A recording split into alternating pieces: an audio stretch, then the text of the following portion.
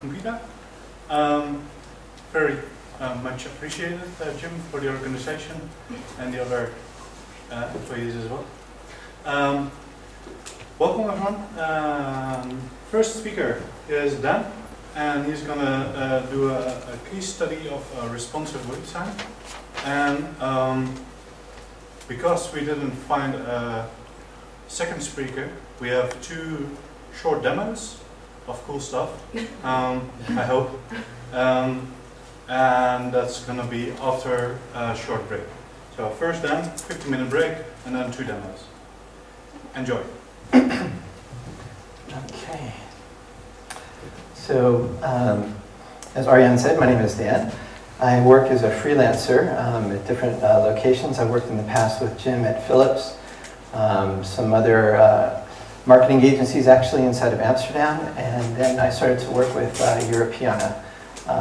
Europeana is an organization here in Den Haag. They're funded by the EU, and they do a lot of work with cultural heritage information. The main goal is digitizing or gathering a portal type of ingestion of digital information from all throughout Europe and giving a place or a venue for it on the internet.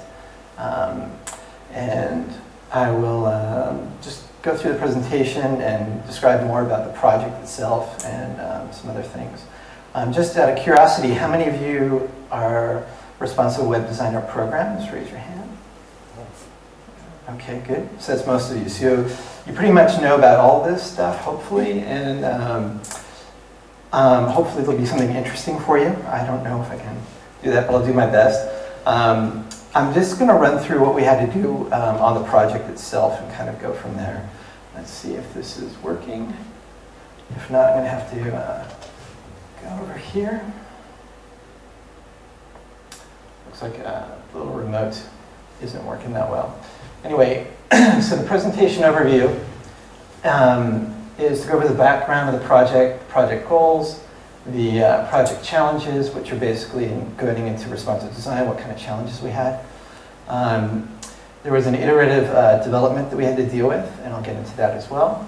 And then what type of improvements, looking back on the project to see, where could we improve, what could we do better. All right. So the original project was started actually in Oxford. Oxford University had a collection of poetry items from the First World War. It's about 500 different items. And what they wanted to do was create a digital place or a digital platform for learning. And what they did was they invited the public to bring in their items that they might have. A lot of people have maybe postcards, diaries, things like that. And they wanted them to have a venue to actually input that information, upload it, and contribute as part of the collection of 500 poems that Oxford University had. So that's kind of how the project got kickstarted. The platform that they used was a Ruby on Rails platform that they developed at the same time called RunCoco. There were, I believe, a few different iterations of this, and the back-end programmer that developed this ended up working with me, and I worked as the front-end developer on the project. Basically, Europeana got involved with Oxford, and the idea is that Europeana really is an aggregator of all this digital information. So they know a lot about metadata and how to integrate that. Oxford had run road shows in England, and they wanted to expand that going into Germany and some other countries throughout the EU to grab more information from World War I. The team basically consisted of a back-end developer, front-end developer, an interaction designer who basically did some initial work and then that was it. And then we had some content and translation, and there was a DevOps. And a lot of it was really just single individuals. And it was one person part-time, another person part-time, and then maybe me and the back-end developer full-time for a period. The business team consisted of a product developer, the marketing team, and the roadshow team itself. The timeline, for me, what happened was I was approached, I think it was in November at first about this, and I was working with Jim at Philips at the time, so I was busy, so I couldn't get involved in the project. Then what happened was in December I got free, so I told them that I'd be available, and they said, well, fine, we'll go ahead and have you start up in December. That didn't work out, ended up starting in January. But just to show you the timeline that we had, the pressure we had, here is the initial goal. The initial goal is that there would be delivery in February. So they were planning to start work at the end of November and move through and have everything finished in February. That didn't happen. Project goals, at least from a point of view from our design and what we wanted to change, were initially to feature stories rather than data. I'll show you an example basically where you'll see that the initial site was really showing data. It was presenting data to the public rather than some kind of visual representation that might give a story kind of feel. The other thing was that one site for many devices, which of course is responsive design. So featuring stories rather than data. Basically this is what you had. You had, this is even actually a little bit treated, but you've got over in here, you've got a section of keywords that are tagged for the different stories that are collected. And over in this area, you've got the actual roadshow dates.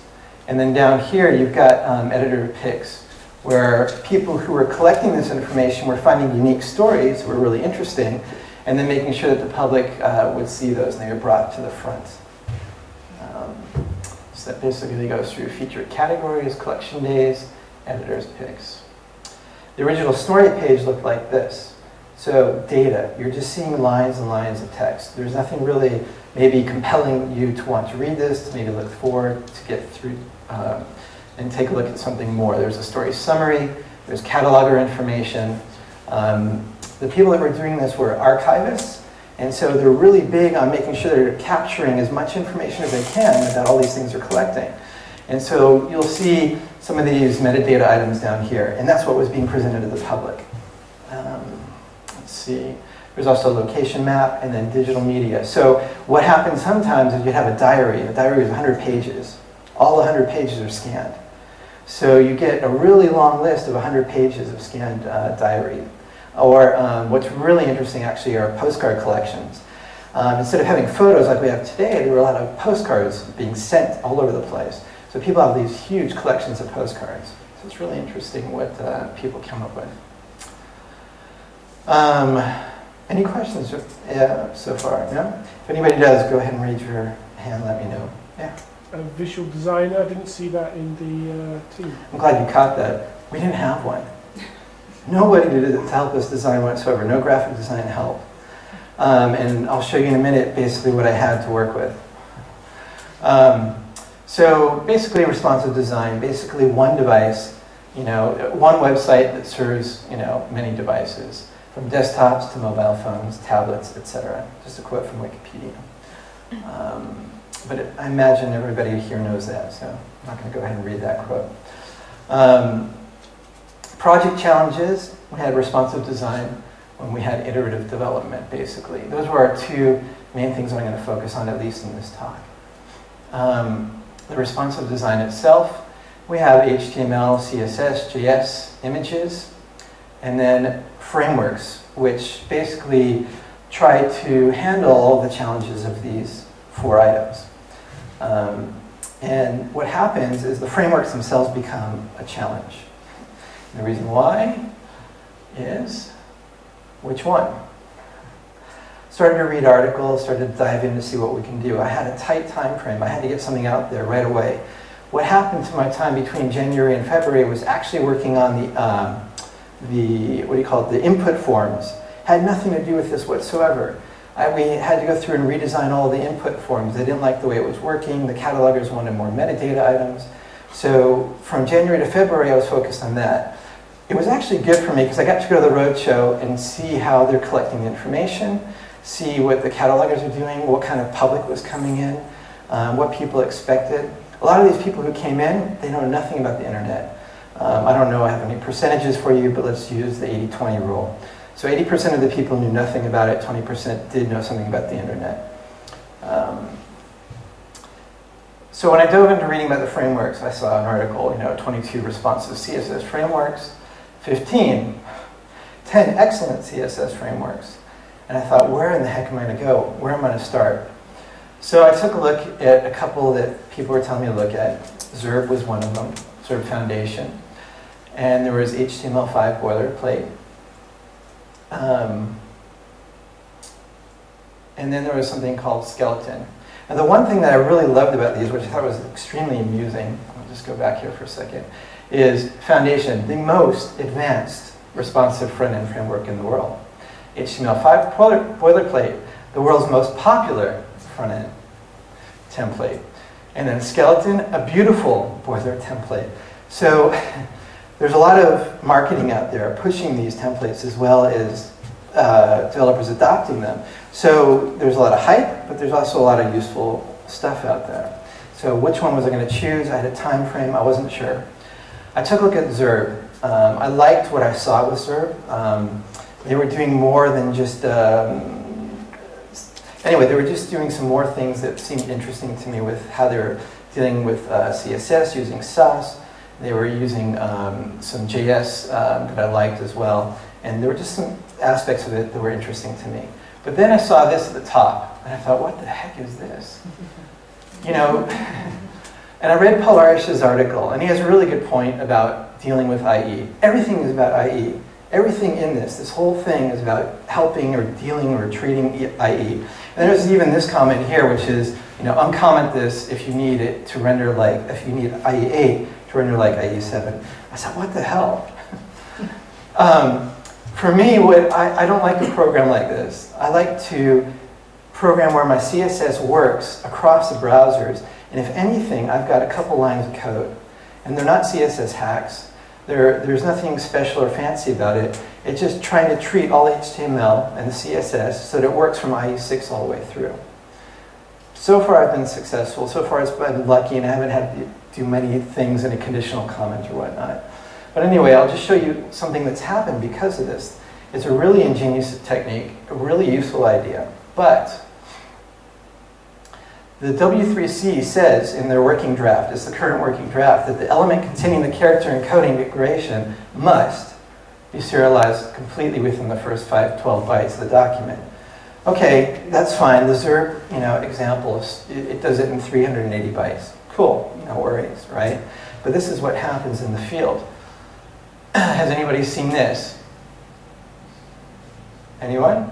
Namespacing for Facebook, right? So, and then this will happen with other sharing sites as well. And this is something that's important to Europeana and something important to this because it's a social sharing website. Having these in your HTML declaration basically helps those sites to grab photos, description, and other metadata markers from your website and then display it. So if you were to share it at Facebook, you're going to get the little thing with all the images maybe on the page, or a description in the title. That's what this is going to do and help you out. So what does that mean if I'm going to use the concept of what the boilerplate and Zurb are doing? It means this. Possibly. So then I get into my doctorate, and I've got 1,208 bytes. It doesn't work. Now, of course, you can overcome this. You can strip this out. You don't have to use all of these declarations in here, and there are probably other ways to get around it. But what I noticed is that there were techniques being used in the frameworks that I wasn't familiar with yet. And I wasn't confident enough to start using them because I didn't know what they would do, and I had a short time frame. So for myself, I decided to opt out of using the frameworks. And I just ended up coding straight. So I want to show you another example, though, this, which is really interesting, which is out in the wild. Now, can anybody guess whose website this is? Right. So here's the metadata character set, and it's at 1595. Now, one thing that's interesting, this doesn't break the website. It doesn't do anything bad, that I've noticed at least. It works. There's nothing that seems to be going wrong. It's just something that was interesting that pointed out to me that techniques were being used in the frameworks.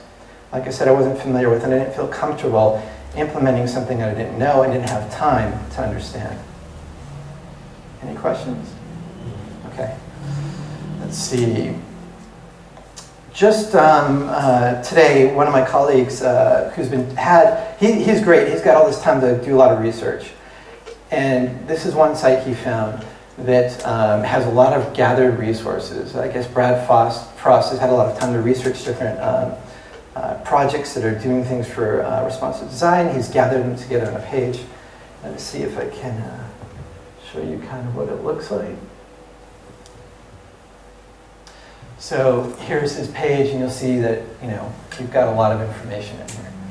He's getting into different tools, boilerplates, layouts, etc. It's an interesting compilation of a lot of resources. What I can do later, I guess, is give Aryan the link, or a link to the actual presentation. You'll be able to see how this is working out. So, then we get into our challenges with HTML. The challenges I'm going to focus on, at least that really mattered to me, were page weight and search bot friendliness. One of the things that you'll start to notice nowadays is that you'll see, for example, with Backbone or other JS frameworks that are using MVC. And with MVC, you don't necessarily need all the HTML on the page. But with search bot friendliness, you need some way for those search bots to be able to grab the content that's on your pages, do indexing, etc., and whatnot. I haven't had time to look into how these MVCs like Backbone deal with that or address that need, but it's something that's really important to Europeana. This is metadata that needs to be gathered and indexed. So, with the HTML page weight, basically the goal or the idea is to limit content loading. So basically, if you've got, let's say 20 articles, right? These are editor articles, best picks or whatnot from what they've found. What we did was we displayed 2 of them. So 2 out of 20 or whatnot, and then down here we put a little read more. Now, in the carousel that we ended up coming up with, you have basically people have collected their, they're taking photos or scans or whatnot of documents. This is 1 of 13, but sometimes we had like 1 of 80 or 1 of 120. So we don't want to load all of those into the page, so the page weight.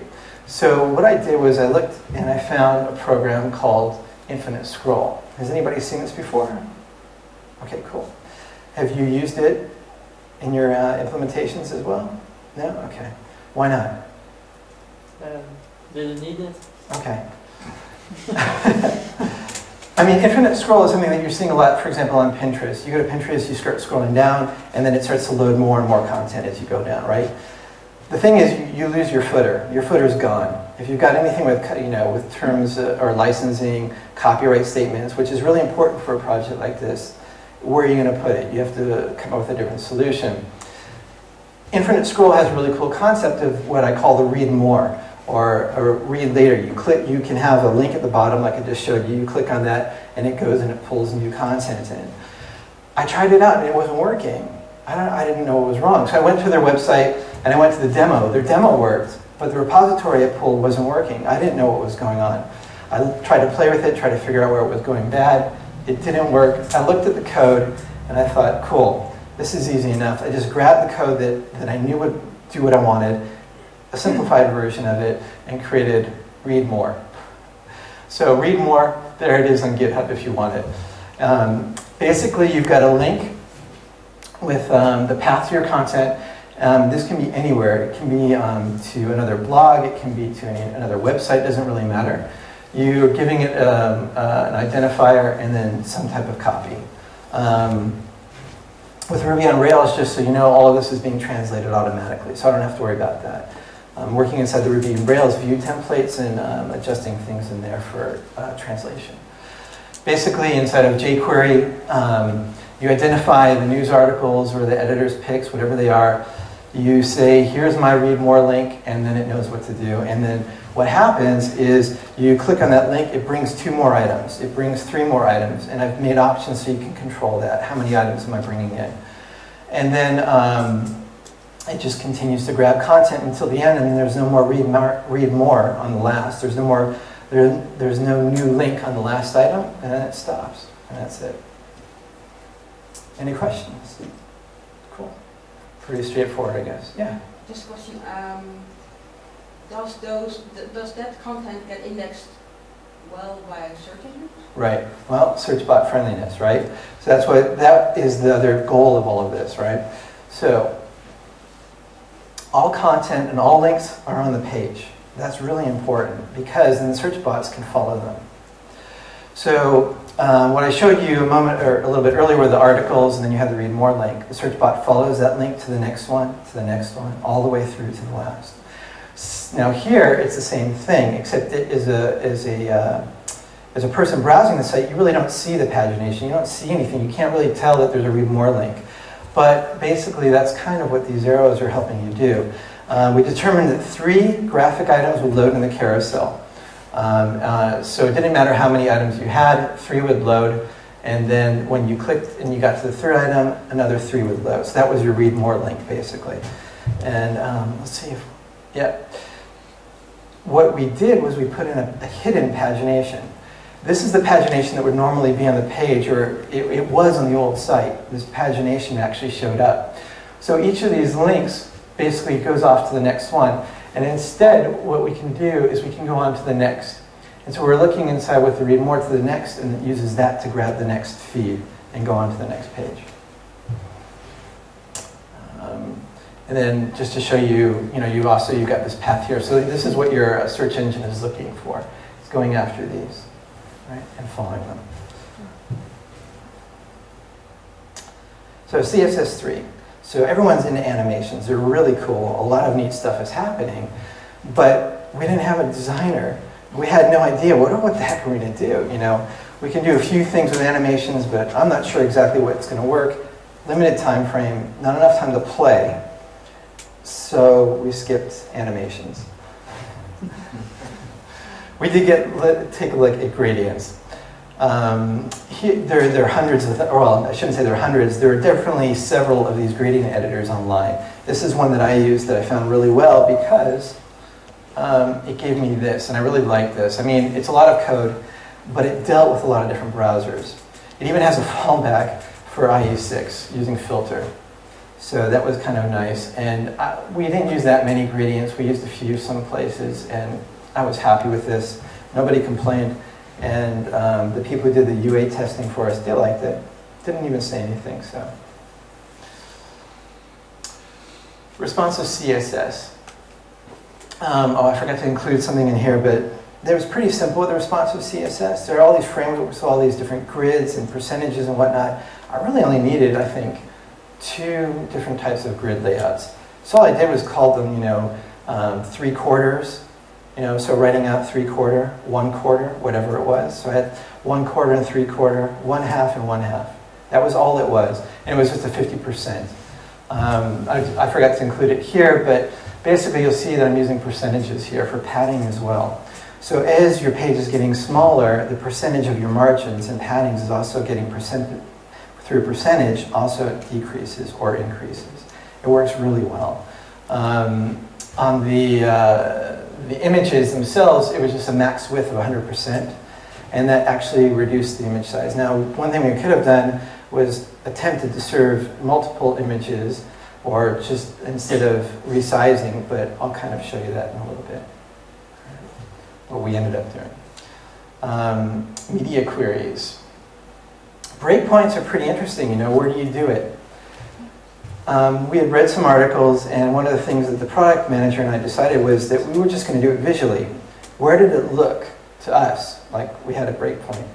So we kind of didn't care, did I have a tablet that was exactly this size or a phone that was exactly this size? We just took the device, said, what does it look like, in this tablet at this place? I didn't even have to do that. I took the browser, resized the browser, and we thought, oh, that doesn't look good. So that was our first breakpoint.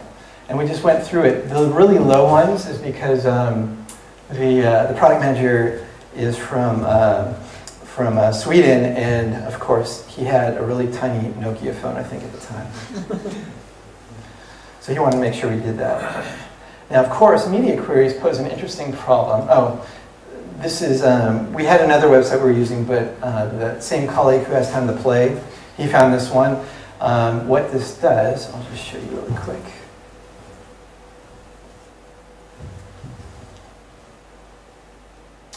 It's going to give you a representation of your site, basically, and different breakpoints, you could call it, through different devices. It's really nice for being able to go and check. But you're not going to get, I mean, the thing to realize about this, you're not going to get functionality, 100% functionality. You're just going to get a visual cue. Oh, maybe we're off, maybe we're not. If you really want to test per device, you've got to get the device to do it. This is just going to help you possibly address issues. Let's go ahead and close that. It looks like it's taking a long time to load Starbucks. I guess the barista's taking too long. So, media queries in IE 6 through 8. There's a problem because it doesn't know what to do with them. So I did some research, and there's a guy out there, and I really like his libraries. His name is Scott Gill. I think that's how you pronounce his name. And he's got something called Respond. You put it up at the top of in your side of your head, and bang. Suddenly, 6 through 8 understands media queries. I'm done. Didn't have to worry about anything. So all of my programming that I did for IE 6 and 8, from a visual point of view, I did at a, let's say, a fixed width, in my browser, made sure it looked well, or looked good. Then applied this, and then all the breakpoints worked. But you know what? You really don't need the breakpoints for 6 through 8 because they're not in any mobile devices that I know of yet. So you don't really have to deal with it. I don't know if we really needed to do this. This gets into an interesting argument. I won't go there, but if we have time later, maybe I'll bring it up. Or you can ask me what I mean. Anything on this? Okay. Is there a reason why you're going from, why you're using max width instead of min width? For usually, when you use max width, you're going top down, so you're looking at desktop and going down. Yeah. And min width is usually mobile first. Is there a reason why you use max width in this code? Maybe the point of view that I was doing was that the style sheet, the way I built it, is one style sheet. Okay, so I wasn't loading in different style sheets, one big long style sheet. The idea was that everything should work, no matter how big or how small. So even if I didn't have the media queries in there, the styles would still work, right? All I needed to do was, when I got to a certain breakpoint or whatnot, then I want certain things to kick in, right? I don't know what they are off the top of my head, but it was more, there's this idea of top-down, bottom-up. To me, it doesn't really matter. You're meeting through the middle and going, so you're passing either way. To me, what matters more is the content. In fact, one of the things I like to do is I pull a style sheet out, I pull the JS. If it doesn't look right, there's something wrong. If I'm not presenting enough content, if I'm not presenting enough information, there's something wrong there. I didn't worry about that, and this really worked for me, was creating the style sheet without any of these actually. Resizing the browser and going, okay, that's where we need to put our point in, and these worked really well for me. Well, one of the reasons why min width is used nowadays is because modern browsers don't load background images and such if you don't have that sort of reach that min width. So for mobile, you can load small images, and when you go larger, you load in large images, which should help your bandwidth. Okay, so in other words, you would address with page weight, is what you're getting at, right? Okay. We didn't run into any problems when we did our testing, but one of the problems that we did is that we didn't pay enough attention to page weight. We started to look at this on a 3G network and forget it, it's not going to work. But if you had wireless, there were no problems. So there's a really big difference, and it's something that I get into an improvement, or where can we improve, is dealing with a 4G or a 3G network, what are you going to do with page weight? And I think we would have to take a different approach, and I'd probably have to look at what you're talking about as well. Okay. So, JavaScript. With JavaScript, we had orientation issues, or we used JavaScript, I'd say, to address orientation issues on tablets and on phones. We also had a responsive carousel that we wanted to put in place.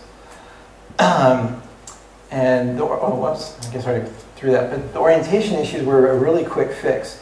Again, it's another library from Scott Gill, which is this iOS orientation fix that he came up with. Basically, you've got your portrait to landscape. All kinds of issues can happen where it doesn't catch it. So I threw this in and it worked fine.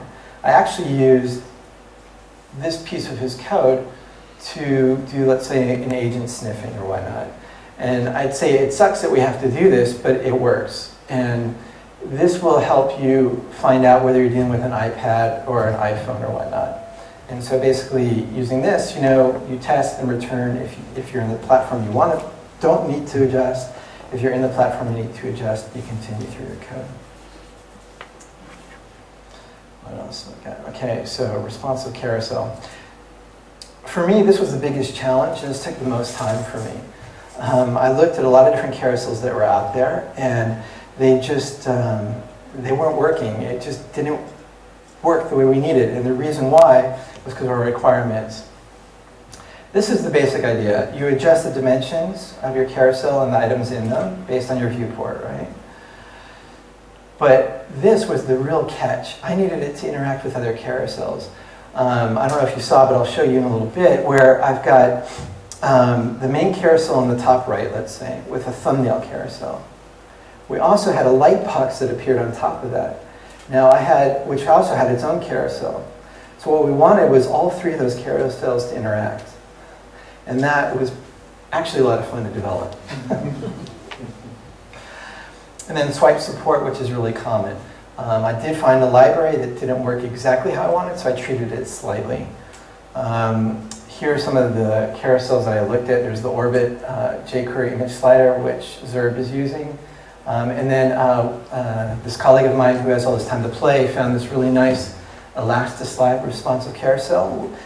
Its swipe routine in JavaScript was really nice, and I liked it, and that's where I borrowed and then expanded on slightly because I didn't like some of its behavior. So you probably already know about this, but I just wanted to show it to you. I wasn't sure what kind of crowd. JSLint. I love JSLint. I know some people hate it. And even Douglas Crockford, I don't even know why he says it makes him cry or something like that. I love it. You know, it tells me there's something wrong. I'm like, cool, what is it? What did I do wrong? What do I have to fix? What do I have to change? How do I improve my code? And it's like the same thing. Now I'm really curious about this min width and how it affects the background. So I think our jobs are all about learning and moving forward, and continuously going through our own iterative cycle of learning and moving forward. So JSLint, I think, is a great tool to use. One of the things that Crockford had for a while in JSLint that kept throwing me for a loop was this thing where he started saying, use strict. Where the heck is that supposed to be? You know, and then you basically end up having this little model that you see everywhere now, where you've got this way of encapsulating your code so that you don't have any of your code in the window global space. So you probably already know about this. When I was going through jQuery, I had to create a little plugin or whatnot for the carousel. And I came to this one tutorial, which I thought was great. I forget which day it is, maybe it's day 28 or something like that. There's this really nice snippet about how to structure your plugin. And this was the key for me on being able to interact with all three of those carousels. I forget the guy's name, I think his first name is Jeff. But anyway, he does really great tutorials. This one's free, so you can go there and take a look at them. This, I think, is some code that Crockford made famous about, you know, going ahead and making sure that when you create a new object, that you're creating it correctly. Then there's this basic kind of boiler template idea where you've got your plugin name, and then you put any options or variables that work out with your plugin. And then you've got in your init function, you're passing in any optional options, plus you're passing in the object itself so that you can actually work with it. And then what you end up doing is that you end up returning the jQuery object itself, or this instance of it, and then you can work with it. And I'll show you some code on how that works, or how you can do that. I don't know how in-depth you want me to get into here. Anybody can raise their hand or whatnot, but basically it'll be part of the slide or whatnot. Here is just basically you declare some default options in here, and those get thrown in up in here. And then you're just basically concatenating the options. So you've got the optional options that the user throws in when they do the jQuery call. You got your default. In your code, they end up getting merged together, and you kind of go forward from there. And what it does is it returns that to you, and you can now use that. And I'll show you in a sec what that means or what it looks like. Any questions? No? Okay. So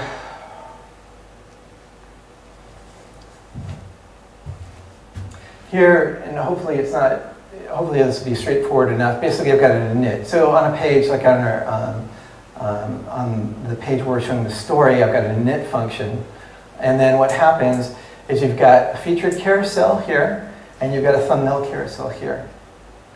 And this is part of an object, so that's why we're using the self keyword in here. So basically, I've got a featured carousel that refers to this instance of the carousel, and I've got a thumbnail carousel, which refers to this instance of the carousel. And these are just some options I'm able to pass to it. All right. Any questions or? No? Okay. Did you consider looking at radio.js or other web systems? Yeah, which ones? For instance, radio.js, where you can subscribe to certain events and that way connect your carousels. No, I haven't heard of it yet. What is it? How do you spell that? Radio, like. So like a radio? Okay, radio.js. Listen to music. Okay. No, I haven't done anything like that yet, but there's something to go ahead and take a look at. So I have this page is just to show you an example of kind of what the, as you can see, the design is really low. We didn't have much of a designer, like we said. So here's the carousel, and basically, you know, we've got it working where you've got your keyboard, and they're interacting with the keys and the arrows. And then when you click on it, you'll get a light box, and then the light box again also works with the keys. And then if I go one more, this is the third, so I go in and I'll start to get into this read more. So there, it just read another 3. Okay. And then I get to continue. And then notice this picture, and when I click off, that's where I am in the carousel. So that was the power of at least using like this. I can take a look at radio and see if it does the same thing. That'd be great. You know, basically, this worked for us, or for what I needed, and it was a lot of fun to develop, so it worked. For swipe support, I took a look at this, which was inside of that Elastic slide, and did a couple of modifications. And the reason why was I found that I couldn't control 2 fingers at once. So one of the hardest things I had was in the swipe was, what if I wanted to zoom in on that item? So in other words, I've got these great photos here, or these great items here that are showing up in the carousel, and I want to zoom in and look a little bit closer if it happens to be a high resolution. Okay? I couldn't do that with the code as it was, so I started listening for 2 touches basically, and that was it. So just a small modification. Do you have built-in Hammer.js? Which one? Hammer.js. It's a library you can multi-touch, zooming, pacing, swiping. No, I had heard about something called Sencha, and I took a look at Sencha, but it was really complex. There's a lot to it, and I didn't think I needed that much. And the library for this one is really light, so I just decided to do that. I'm just going to make a little note here. So we got radio.js. What did you call this Hammer. one? Hammer.js. H-A... With a hammer. Yeah, okay. All right. So a couple more things to look into. Basically what I'm going to do is feed this to the guy who has all the time to play. He gets to have fun, and then let me know. All right, so let's see if I can get back into here. I think that was kind of it as far as that goes. Images. Were there any more questions though with the carousel or whatnot? No? All right. So images, the idea was to conditionally load them. So we didn't want to load all of the images. That was kind of what we were hoping for, was that we could get 3 images loaded, that would be it. The idea was that there were already multiple versions on the server. The thing that we didn't have control over were the quality. Sometimes the quality was really poor. So even the big original images were just like these tiny little things. Couldn't control it, just had to deal with it. that was about it. Let's see. We added one more, basically. So we had a thumb, a large, and original. We added thumb and medium. And what that did for us was gave us our thumbnails, our medium size, our large size, which would be here in the light box, so that's when it's getting loaded. And then a download of the actual original if they want to download the original. One of the things that, I don't know if you noticed here, is CC by SA. So one of the project goals is to make this basically open source. So we're using a Creative Commons license. And when people contribute this information, anybody can grab it. Let's see, another thing, I don't know if I can show you this. Does this have it? I'm going to actually go to the home page because I think the home page can illustrate this. So this is because I've got my flash turned off, I think. But one of the things that you'll see is that the carousel also is dealing with what I call, what do you call it? It's just where you've got the height and the width of these images is all varied. There's nothing fixed, which also made it a real big challenge with the carousel and how to deal with it. And the answer, so you've got this big portrait, it's not so wide. You've got this, which is a little bit wider. And then you've got this image, which is even a little bit bigger. And then here we actually have the video. Let's see. I don't need to necessarily load it, but right. So the carousel is handling a lot of different sizes or whatnot. And the way I did that was I used inline block. And it was great because with the inline block, the key, I didn't put it up here, but the key to worry about is on the LI, at the end of your LI, if that's where you're using to encapsulate everything, you have to make sure the second LI or the closing are right next to each other, right? So I'll just do something really fast here just to show you what I mean.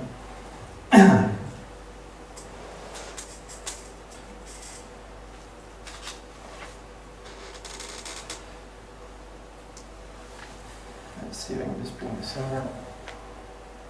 So I don't know if you can see this, but basically if these are inline and in block, if you have this, like this, it's going to work. You're not going to get any extra space or whatnot.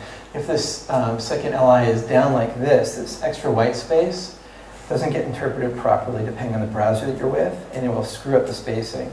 So by keeping them together, you're able to avoid that. And with the Ruby backend, all I did was work with the backend programmer and said, look, this is what we need to do. What do we need to do? He said, oh, go in that template there and fix it up just like that. You'll be fine. And so it worked.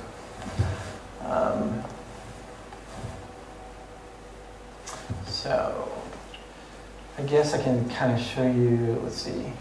Well, here's the read. This one doesn't have the read more anymore.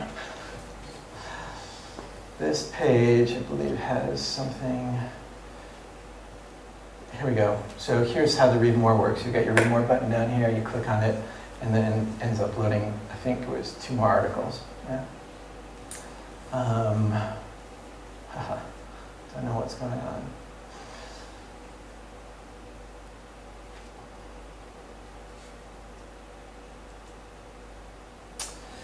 Any questions so far?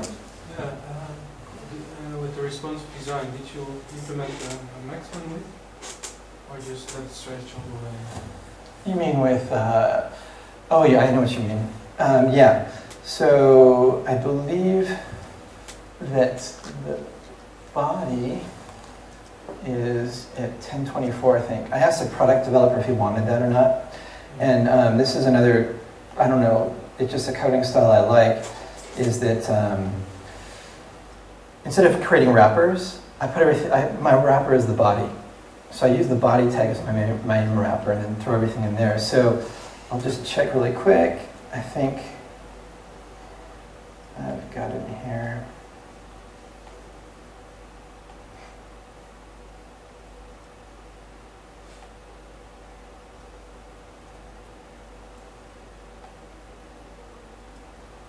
It doesn't look like I have any limits on it. So it's probably one of the content wrappers that's got a 1024 on it or something like that. So that's containing everything inside of it. So I asked him, do you want it to go all the way across or not? He said, no, I want it to be 1024. Cool, that's where it's fixed then. So that's it. Anything else? No? Okay. So then one of the main challenges I had was that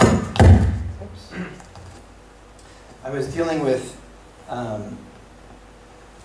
Ruby on Rails, which I wasn't familiar with. And so I had to work a lot with the back-end developer to work out exactly how the views were working, how I could modify the templates, and get into all of that front-end code that's going to end up showing up on the page. And one thing we had was we had to maintain the regular site as it was, so it was active and working. But then we actually needed to implement our new designs iteratively. So about every 3 weeks we were publishing something so that it can actually be viewed and seen.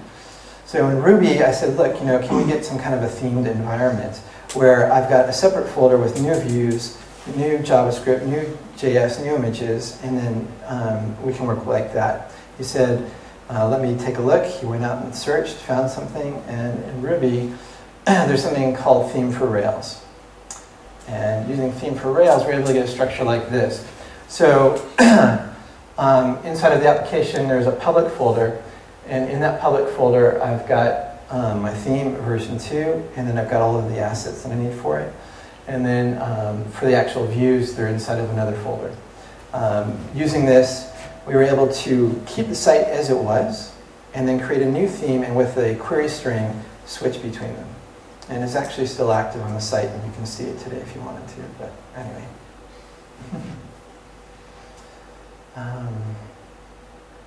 Improvements, there are a lot of places that we could possibly improve.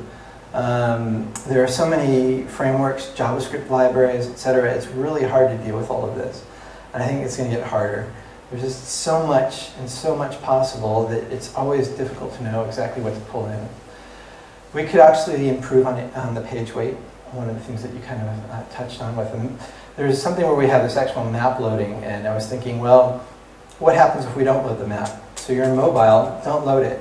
Let the user click on a button, and then they can load the mobile. Let them decide where they want the map on mobile or not. The featured category images, we could have done some less with that. There's a carousel pagination itself. If you've got 120 pages and you want to get to page 99, how are you going to do that? There's no quick and easy way to do that right now. So that's something we can improve on as well. There's a mobile menu, but it really is not that good. It works. I think we've got a couple of problems with it, but pretty much it's an overlay, and then you've got the main menu items, and you just click on them and it works, but it's not that pretty. JS unit testing is something that I want to implement, but haven't had a chance to really get into. I've been doing some reading up on that actually recently.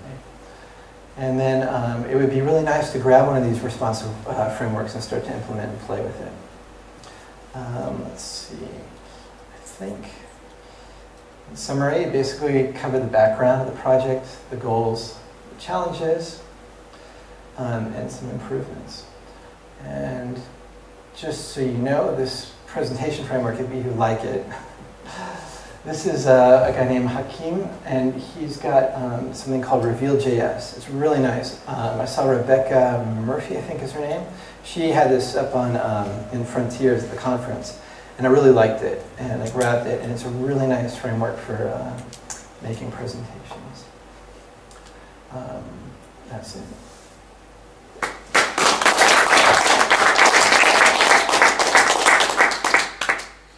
Did you make the deadline? What deadline is that? Oh, with the... yeah. It seems like a lot of work. It was a lot of work. The main push was in June, or it was the end of May. There was a release for something in Luxembourg. It was this 3D experience, pulling in all of this metadata from the project and displaying it in this really fancy thing that was made. And we made the deadline. So that was nice. We basically pulled this off in 2 months. And it was interesting, to say the least. And the iterative development that you were using, was that Scrum or? Yeah, the agile development process we were using was a Scrum methodology or concept. And so who was the Scrum Master? It was myself, the product developer, and the back-end developer mostly. We did have a testing guy who was there once in a while, but we had to do most of our testing as well. We used Google actually to do a lot of our tracking for the Scrum, for the stories and whatnot.